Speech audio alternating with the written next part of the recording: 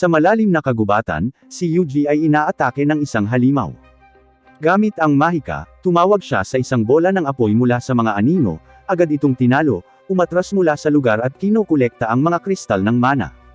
Bumalik si Yuji sa Adventurers Guild, kinuha ang kanyang bounty at natanggap ang kanyang award.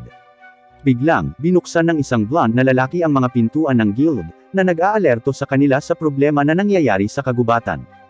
Sinimulan ng 10,000 halimaw ang kanilang paglusob sa lupa, na naghahangad na sirain ang anumang bagay sa kanilang landas. Ang gulat ay naganap sa guild, ang mga adventurer ay hindi alam kung ano ang gagawin. Gayunpaman, may plano si Yuji. Gamit ang Dragon Bone, maaari niyang muling likhain ang apoy ng dragon para sirain silang lahat. Kahit na ang mga adventurer ay nagdududa sa kanya sa simula, nagpasya silang bigyan siya ng pagkakataon. Nag-assemble ng isang perimeter sa paligid ng bayan, ang mga adventurer ay lumalaban sa unang alon ng mga halimaw, na iniiwan si Yuji sa kanyang mga devices. Itinakda ni Yuji ang kanyang mga familiar sa mga koponan, pinamumunuan sila at ginagabayan sila sa mga lugar kung saan maaari niyang pabagsakin ang mga puwersa ng kaaway. Gamit ang kanyang mga slime, inililipat niya ang magic sa mga ito, na nagpapahintulot sa kanila na gumamit ng mga spell upang wasakin ang kanilang mga kaaway. Gayunpaman, napatunayang napakarami ng mga puwersa ng kaaway, na naging dahilan upang baguhin ni Yuji ang kanyang mga plano. Pinalibutan niya ng isang barrier ang paligid ng bayan, pagkatapos ay nagkakast ng blast radius ng Hellfire of Decimation. Ipinaalam kay Lily ang kanyang mga plano at tinatawagan muli ang kanyang mga familiar, itinayo ni Yuji ang barrier at ginawa ang spell, tinatapos silang lahat. Nang mailigtas ang bayan, bumagsak si Yuji sa lupa dahil ang kanyang mana ay naubos na sa zero. Nagising si Yuji na inihain siya ni Lily ng isang mangkok ng nilaga. Pagtingin niya sa bintana, nakita niya ang bayan na nagdiriwang ng kanilang tagumpay laban sa mga halimaw. Napangiti siya sa pag-iisip, alam na ang kanyang mga gawa ay nakagawa ng aktwal na kabutihan sa mundong ito. Umalis siya sa kalaliman ng gabi nang walang ibang salita. Pagbalik mula sa kanilang ekspedisyon, kinuha ng guildmaster ng bayan ang isang device na may kaugnayan sa isang masamang kulto, na hindi namamalayang na-eavesdrop ng slime ni Yuji. Dumating si Yuji sa isang bangin, tinitingnan ang susunod nilang destinasyon. Nag-stock up sa nayon, bumili si Yuji ng pagkain para sa kanyang mga familiar habang pumupunta siya para mag-sign up sa lokal na guild house. Kinikilala ang kanyang mga kakayahan bilang isang tracker, si Yuji ay agad na tinatanggap sa guild. Habang tumitingin sa isang request board, isang team ng 3, sina Rhodis, Tina at Lisa ay lumapit kay Yuji, naghahanap ng tracker. Malugod na tinanggap ni Yuji ang kanilang alok, kahit na nalungkot sa mga komento ni Rhodis. Para sa kanilang unang pakikipagsapalaran, ang partido ay nagpaplano na manghunting ng isang Earth Dragon. Naglalakbay sa mga kagubatan, nagpasya si Yuji na hayaan ang partido na gawin ang pinakamabigat sa trabaho habang tinutunto niya ang mga kaaway. Sa pagtutok sa channel ng Proud Wolf, nakita niya ang 5 lobo na handang sumunggab sa kanya.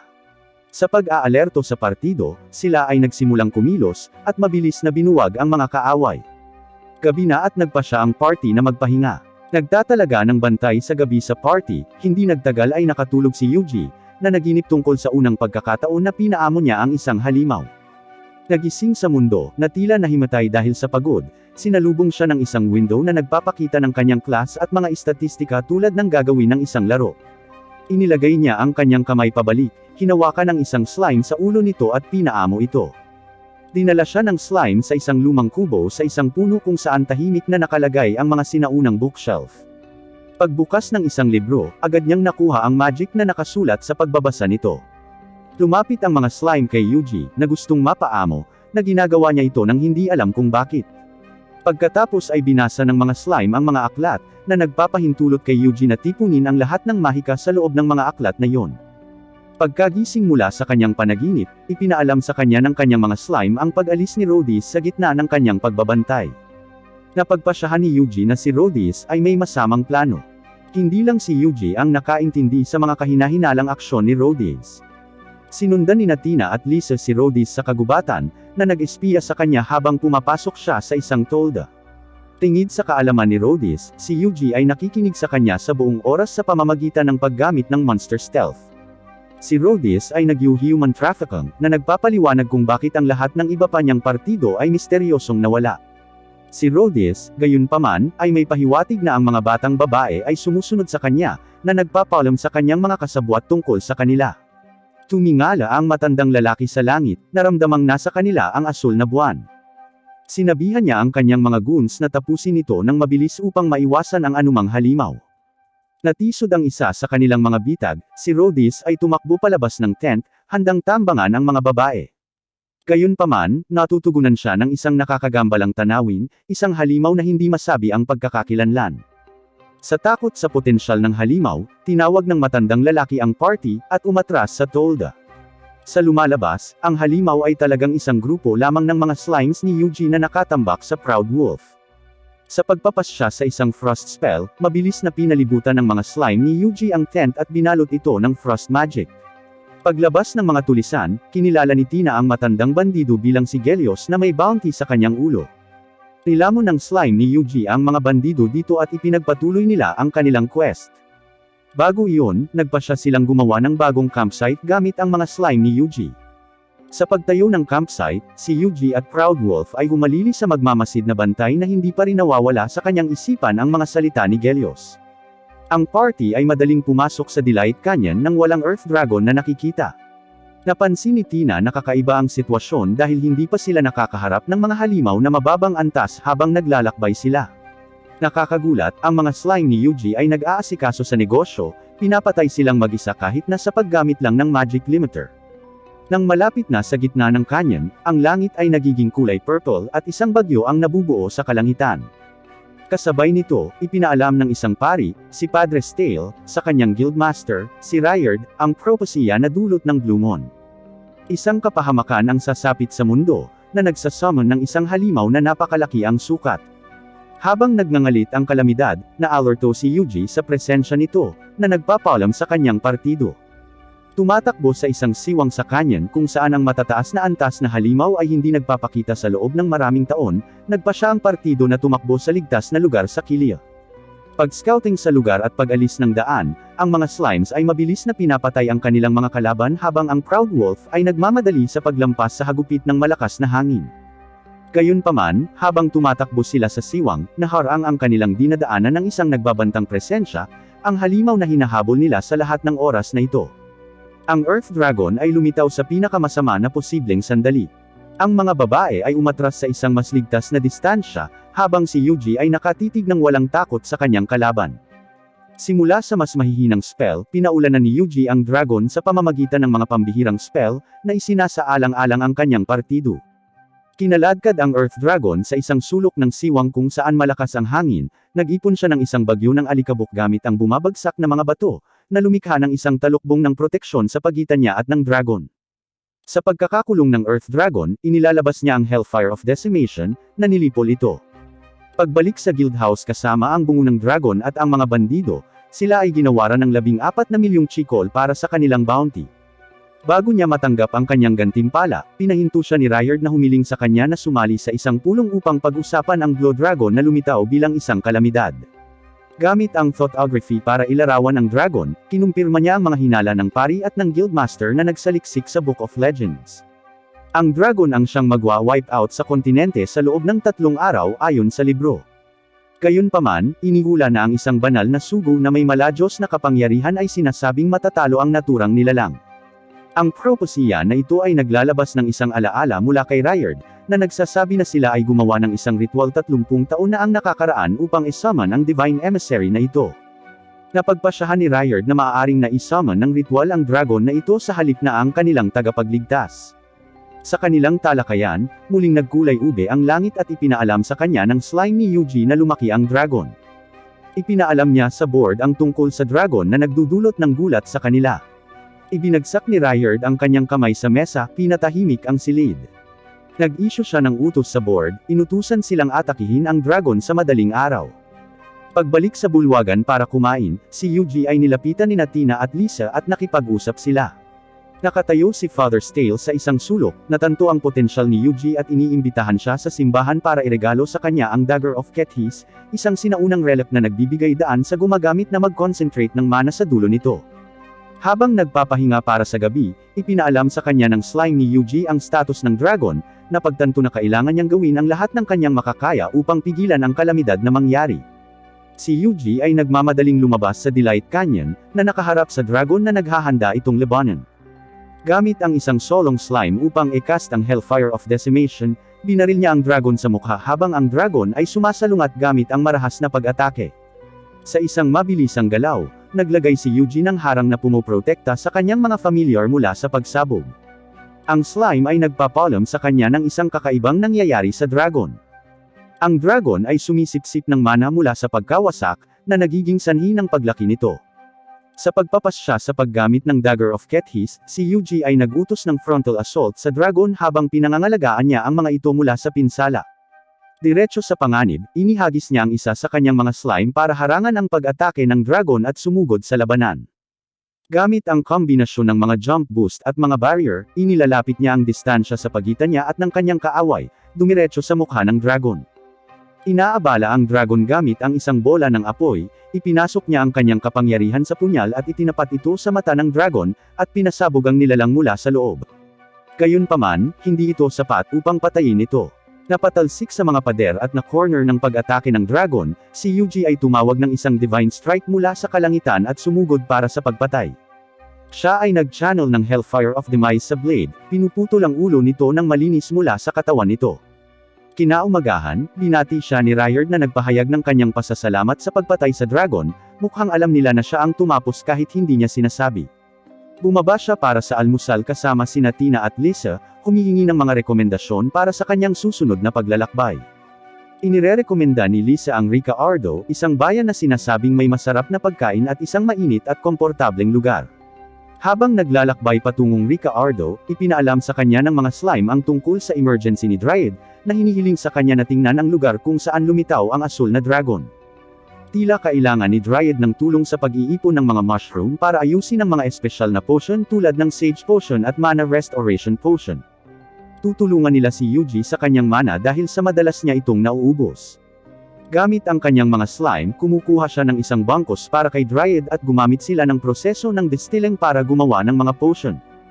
Habang tumatagal ang distilling, ikinwento ni Dryad ang araw na nakilala niya si Yuji. Si Dryad ay pinahina ng isang sinumpaang magic stone at iniwan na mamatay kasama ang kagubatan kung saan siya naninirahan.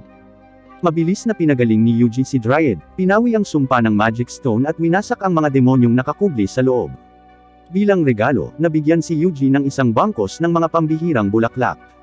Habang ang proseso ng distilling ay tapos na, ang mga potion ay nilikha at ibinigay kay Yuji at sila ay nagpatuloy sa kanilang paglalakbay sa Rica Ardo. Sinusundan ang landas patungo sa isang nayon sa hamog na ulap, ang Messias, nakatagpo sila ng isang grupo ng mga tao na nakakatakot na nakangiti sa adventurer. Nagpapakita ng kanilang mabuting pakikitungo gamit ang alak at tinapay, tinanong ng punong nayon si Yuji sa kanyang mga paglalakbay.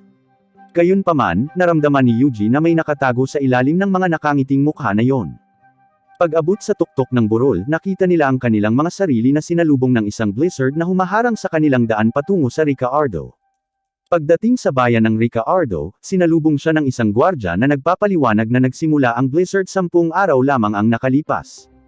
Sa paglalakad sa paligid ng bayan, napagtanto ni Yuji na ang bayan ay hindi kailanman naging ganito kalamig, na nagdaragdag sa nakalilitong panahon. Nang makarating sa Tiger's Flame Pavilion gaya ng iminungkahi ng guard, ang waitress, si Mito, ay humingi ng paumanhin kay Yuji na ipinaalam sa kanya ang pagsasara ng tavern dahil sa kakulangan ng kahoy na panggatong na magagamit upang magluto ng pagkain.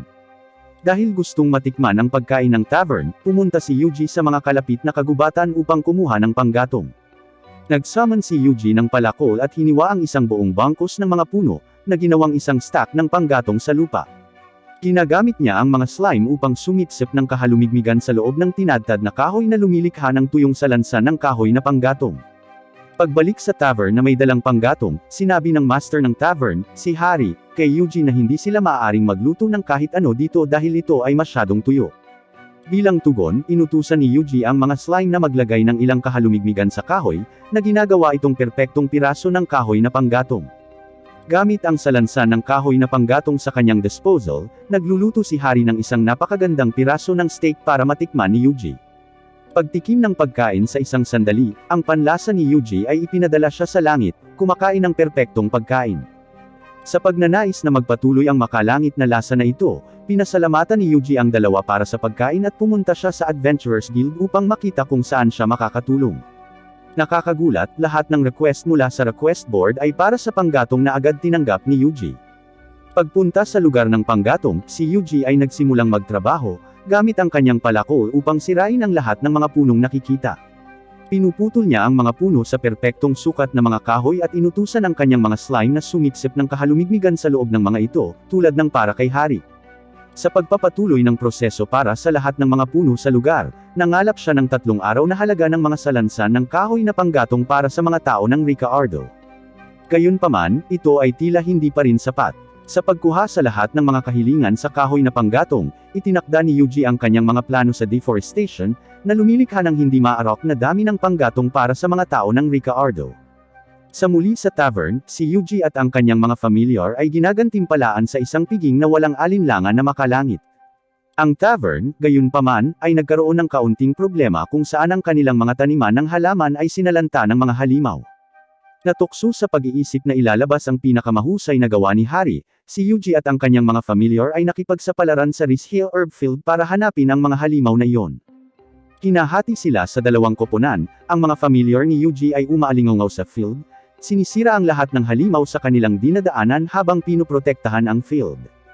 Habang nililinas ang lupa, nakahanap ang mga familiar ng isang bilog na mahiwagang bato na tila nag-aalis ng mahika na nakapalibot sa bukid at ito ay gawa ng tao. Sa paghahanap at paglilinis sa kanilang lahat, napagtanto ni Yuji na sila ay nakasalansan sa isang perpektong bilog. Naabot ni Yuji ang gitna ng bilog, tinawagan ang kanyang mga familiar at nag-channel ng spell. Nagbutas siya sa lupa sa kagubatan na may pahintulot ni Dryad at nakahanap ng nakatagong bunker sa ilalim ng lupa. Pagbaba sa hagdan, nakita niya ang mga tangke ng gasolina, lahat ng uri ng mga kagamitan, nakasalansan sa lugar na parang may nagtatago dito sa loob ng mahabang panahon. Maya-maya pa ay may narinig siyang yabag na papalapit sa kanya. Mabilis siyang nagtago at narinig ang usapan ng 2 lalaki.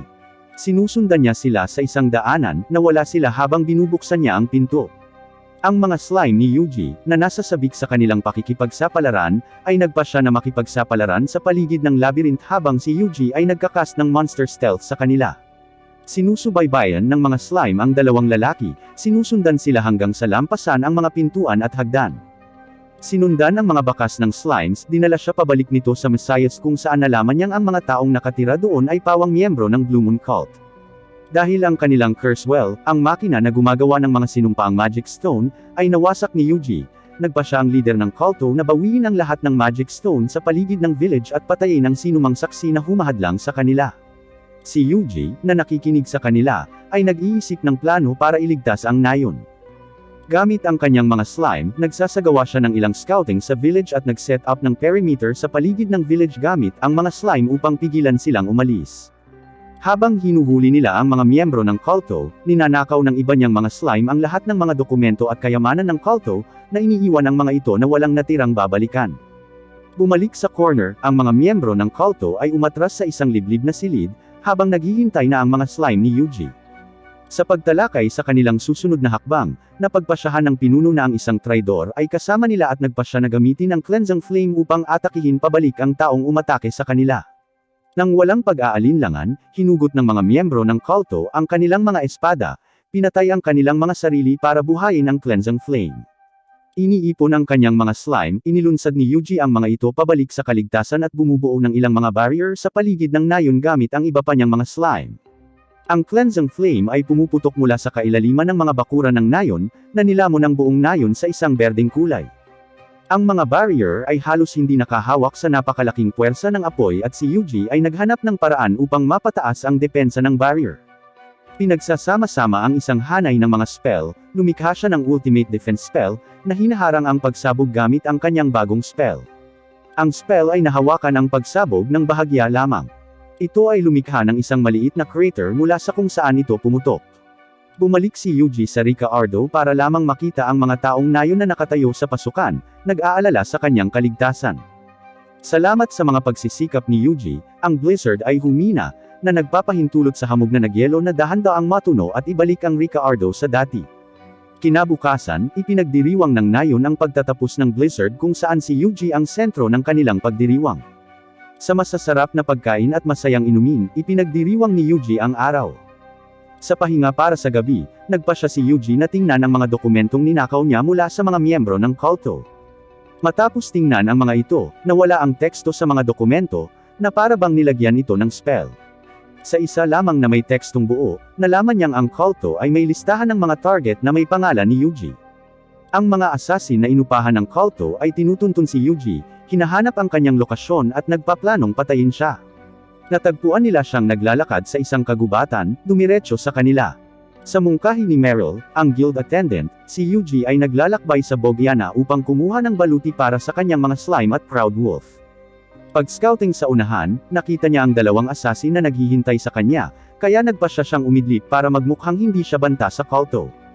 Ang mga assassin ay nagsimulang bantayang mabuti si Yuji, hindi sigurado kung dapat nila siyang pabagsakin dahil si Yuji ay nasa ibaba ng kanilang listahan ng mga target. Nagtatalo sila tungkol sa pagpatay kay Yuji ngunit sa huli ay nagpasya silang panuurin siya sa halip na kumilos.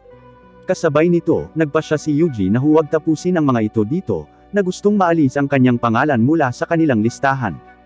Pagpasok sa bayan ng Bogiana, nagsimulang kumilos si Yuji na parang isang mahina, sinusubukang palayasin ang dalawang assassin sa kanyang buntot. Halos makumbinsi nito ang dalawang assassin na si Yuji ay hindi isang karapat-dapat na target, ngunit nagpasya pa rin silang panoorin siya mula sa isang matinding hinala sa kanyang kakayahan. Bilang panghuling pagtulak, nagpasya si Yuji na tanggapin ang isang request na manghunting ng ilang toro.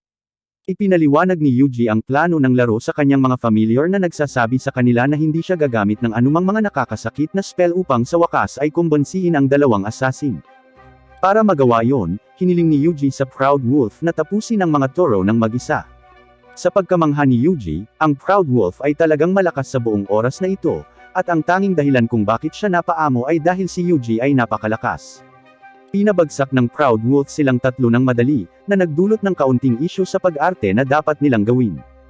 Nagpapatuloy sa kanilang palabas, patuloy na pinapagaling ni Yuji ang mga toro, na nagdulot ng ilusyon na ang mga pag-atake ng Proud Wolf ay may kaunting epekto sa kanila.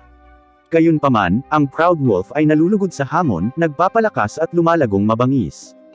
Kaya, para ipagpatuloy ang ilusyon, pinalakas ni Yuji ang mga toro gamit ang physical at magic boost, na pinalalaki ang mga ito sa napakalaking laki.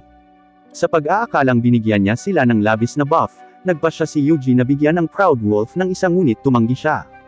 Taglay ang pagmamalaki sa kanyang mga ugat, ang Proud Wolf ay sumugod sa labanan na inatake sila ng lahat ng kanyang makakaya. Sa pagtatapos ng mga ito, ang Proud Wolf ay matagumpay na napaungol, matagumpay na nakumbinsi ang mga assassin. Gayunpaman, isang toro ang bumangon mula sa kamatayan at inatake si Yuji. Nagsaman ng espada si Yuji at mabilis na hinarap ang toro ng walang pag-aalinlangan. Ang mga assassin ay tumitingin sa eksena, nalilito kung dapat nilang atakihin siya. Gayunpaman, pagkatapos ng maraming pagmumuni-muni, nagpasya sila na si Yuji ay hindi banta pagkatapos ng lahat at umalis upang iulat ang kanilang mga natuklasan. Gayunpaman, ang kanilang susunod na target ay walang iba kundi si Father's Tale na pinaniniwalaan ng kulto na isang banta. Si Yuji, na gamit ang slime na nakikinig sa kanilang pag-uusap, ay binalot sila ng yelo, na nagbigay daan kay Stale ng ilang kaligtasan. Kinabukasan, bumalik si Yuji sa Panday, naghahanap upang bumili ng baluti para sa kanyang mga familiar. Habang tinataboy siya ng apprentice ng Panday mula sa insidente kahapon, nagpasya ang master, si Gaigel, na tanggapin sila, na kinikilala ang lakas ni Yuji. Gayunpaman, mangangailangan siya ng material mula sa kalapit na bundok. Gamit ang Lesser Fire Dragon Jewels, makakagawa si Gaigel ng armor para sa mga familiar ni Yuji, ngunit delikado at mahirap ang paglalakbay doon lalo na sa pagkolekta ng mga materyales na ito. Dahil gusto ng armor para sa kanila, tinanggap ni Yuji ang request, kumuha ng quest mula sa guild tungkol sa mga dragon at nakipagsapalaran sa bundok. Kasabay nito, nakatanggap siya ng request para sa isang mapanganib na isda na tinatawag na piranha na naging terorista sa mga kalapit na ilog.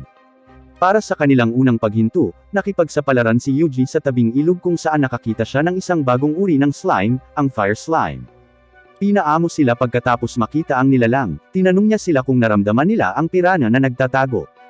Matapos mabigo dito, gumawa siya ng lambat gamit ang kanyang mga slime at itinapon ang mga ito sa tubig upang mahanap ang piranha. Pagkatapos maghanap sa lugar, ang mga slime ay nakahanap ng isang madilim na butas na patungo sa isang lugar. Gayunpaman, ang butas na iyon ay ang tahanan ng piranha at ito ay lumalangoy, handang atakihin ang mga slime. Nakulong nito ang sarili sa lambat at hinila ni Yuji ang piranha pataas, agad itong pinagyelo. Madali itong nakawala at tinapos ni Yuji ng bola ng apoy. Sa paglalakbay sa bundok, nakita nila ang lesser fire dragons na gumagala. Ang mga slime ay natatakot na labanan ang mga dragon, na tinuruan na matakot sa kanila sabi ng kanilang ina. Si Yuji, gayunpaman, walang takot gaya ng dati, dumiretso, tinatalo ang mga dragon gamit ang magic ng tubig. Nakikita kung paano madaling talunin ang dragon, ang mga slime ay muling pinasigla ng lakas at kumpiyansa, na pinapabagsak ang karamihan sa mga dragon sa paligid. Pagkatapos tumakbo sa paligid, nakita nila ang isang lesser blue dragon na bumangon mula sa pagkakahimbing nito. Pinalibutan ni Yuji ang dragon gamit ang kanyang mga slime, pinaulanan nito ng tubig at yelo. Sa huling kombinasyon ng spell, pinabagsak niya ang dragon at ipinagpatuloy ang kanyang koleksyon hanggang gabi. Pagbalik na may dalang malaking bounty, isinumite ni Yuji ang lahat ng kanyang request sa guild. Gayunpaman, ang pag-uugali ng Piranha ay naisip na kakaiba at ang guild attendant ay nag-issue ng isang request sa emergency na survey upang mahanap ang ugat ng pag-uugaling ito. Bumalik si Yuji sa panday dala ang kanyang mga nakuha, binigay sa kanya ang lahat ng mga hiyas na nakolekta niya mula sa kanyang paglalakbay sa bundok. Namangha sa kalidad ng mga hiyas, ipinangako ni Gaijel na ipagpanday si Yuji gamit ang pinakamahusay na sandata na magagawa niya para sa mga slime. Nang tapos na si Gaijel, ipinapasa niya ang sandata sa mga familiar, pinapataas ang kanilang bilis.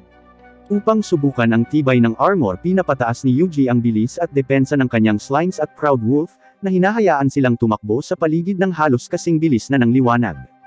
Buong-buo ang pagbabalik ng armor at sinubukan ni Yuji ang armor offensive power. Pagbalik sa panday, ipinaalam ni Gaijel kay Yuji na ang hiyas ay halos hindi nakayanan ang kanyang mahiwagang kapangyarihan. Para magkaroon ng mas maraming magic power, kakailanganin ni Gaijel ng Fire Dragon na hiyas ngunit ang halimaw ay mahirap talunin. Nakahiga sa kanyang kama, ipinadala niya ang kanyang mga familiar upang mag-scout para sa Fire Dragon, ngunit habang ginagawa niya ito, pumutok ang bulkan at bumangon ang Fire Dragon mula sa loob.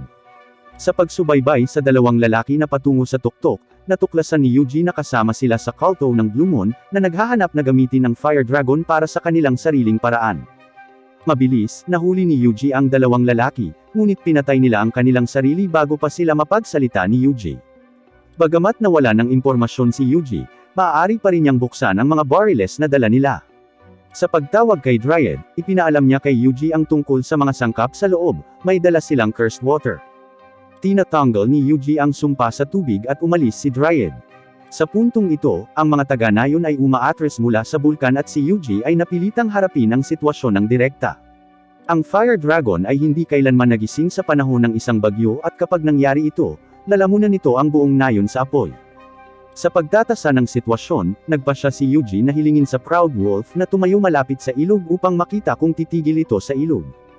Ang dragon ay hindi tumitigil at humakbang papunta sa ilog, pinasisingaw ang karamihan sa tubig sa loob nito.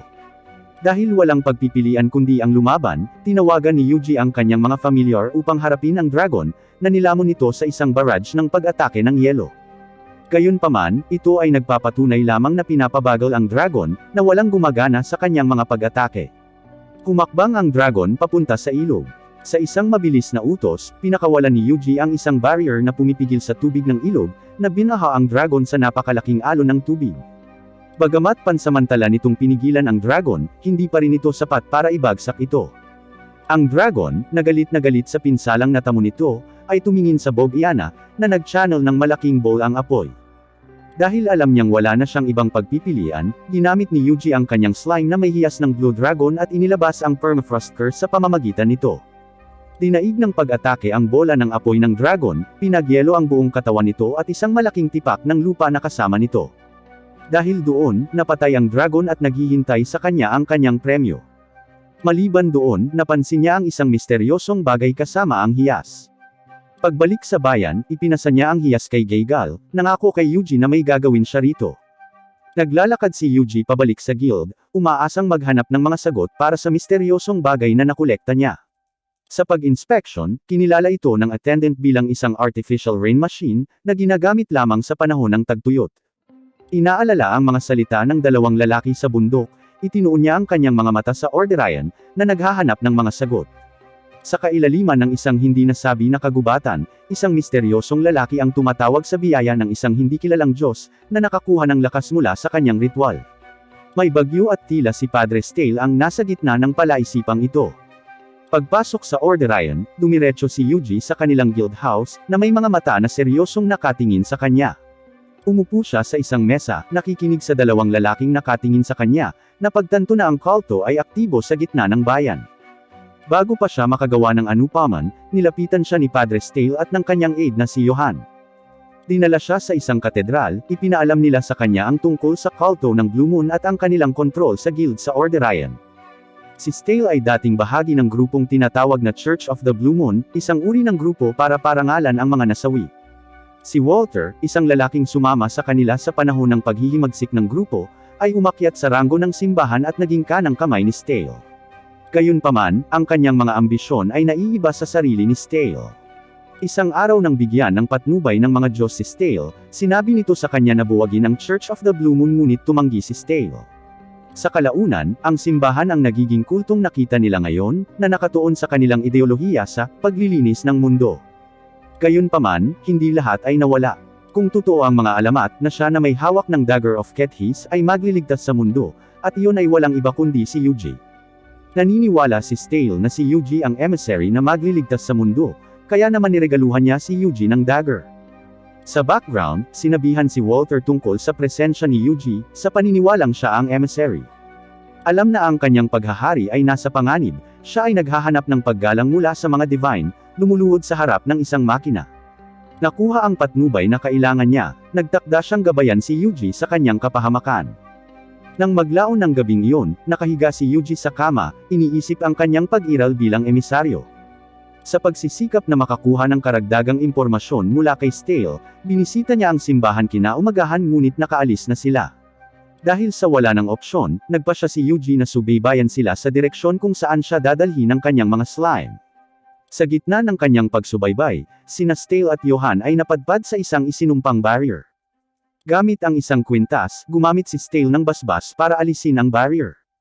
Naglalakbay sila pababa ng hagdan, at nakatagpo lamang sila ng isang kuta na naliligo sa isang kulay purple na paligid. Naglalakad patungo sa kuta, nakasalubong niya ang mga miyembro ng kulto, armado at handang patayin sila. Sa kalaunan ay natagpuan ni Yuji ang madilim na daanan patungo sa kuta. Tinatanggal ang sumpa sa loob ng puno, sumulong siya, hindi alam kung ano ang haharapin. Dinala sina Stale at Johan sa gitna ng kuta kung saan hinarap nila si Walter at sinubukang wakasan ang kanyang kilabot. Mabilis at tumpak, pinabagsak ni Stale ang mga alipin ni Walter.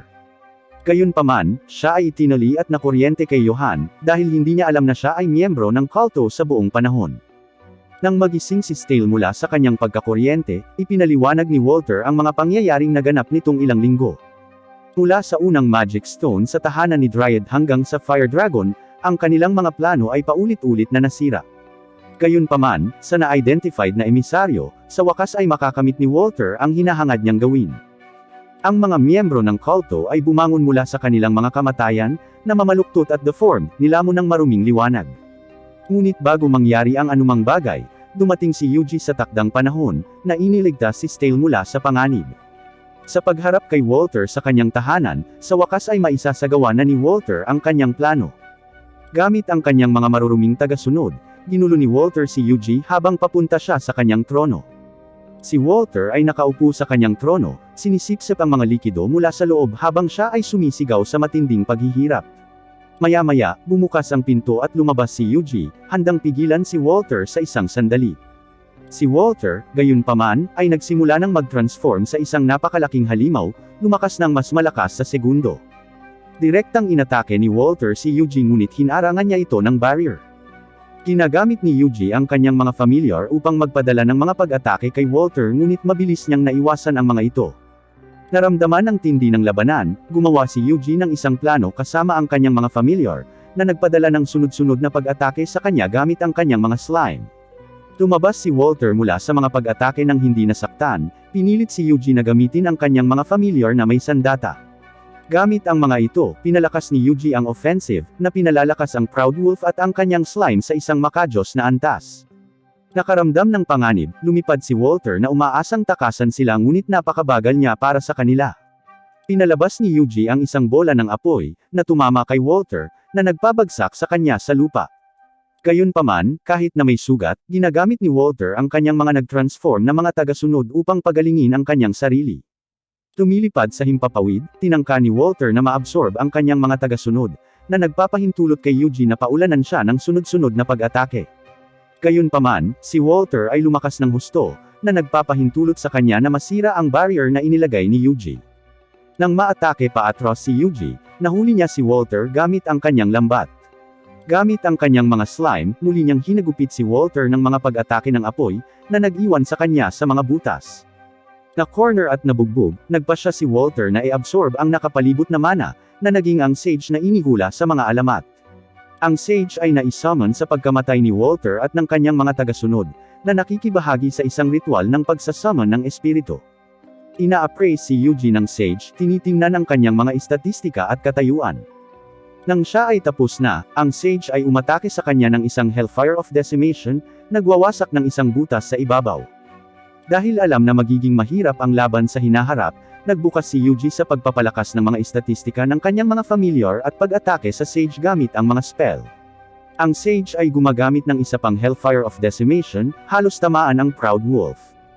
Pagkatapos ay nagtakda si Yuji ng mga barrier upang payagan ang kanyang mga slimes na magpaulan ng mga pag-atake sa Sage, ngunit napatunayang walang saysay ang mga ito habang hinaharangan niya silang lahat gamit ang kanyang sariling barrier.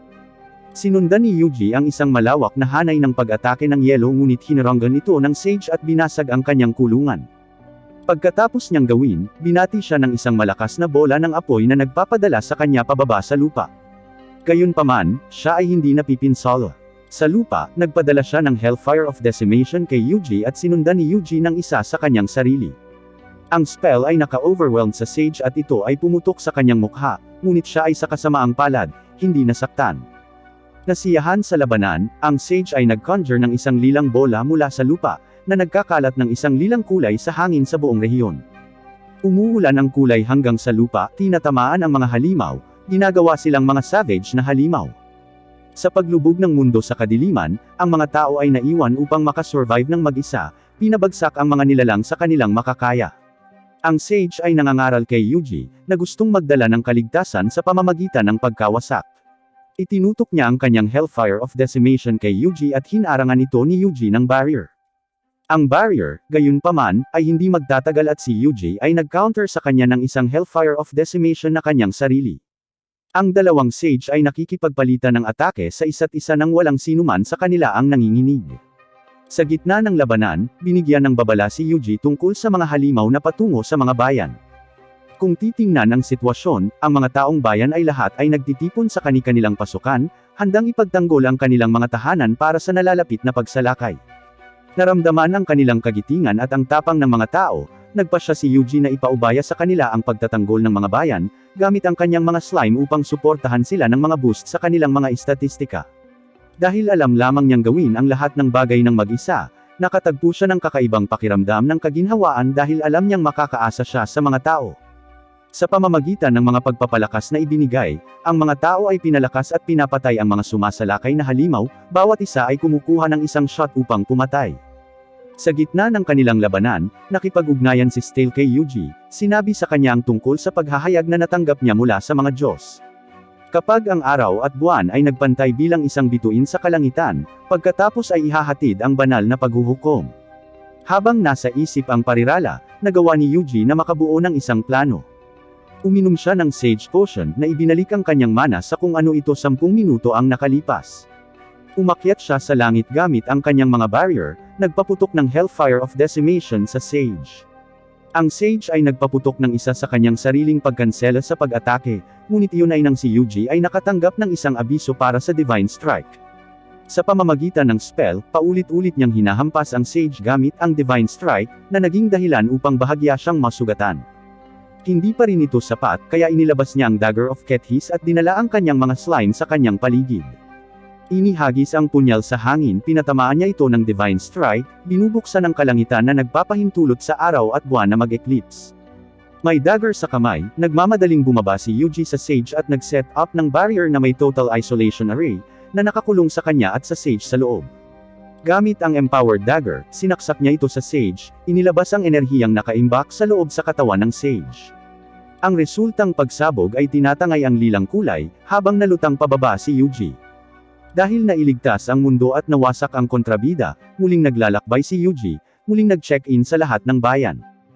Ang mga bayan ay ligtas at nagdiriwang ng kanilang tagumpay. Gayunpaman, umiiral pa rin ang kulto ng Blue Moon, kasama ang kanilang misyon na sirain ang Black Dragon of Ruin kahit na walang tulong ng Sage. Siyempre, narinig ito ni Yuji mula sa isa sa kanyang mga slime ngunit inatake siya ng isang grupo ng mga halimaw. Ibinalik ang bounty sa isang guild, isinumite niya ang kanyang request, na ikinagulat ng buong guild sa kanyang pagpatay.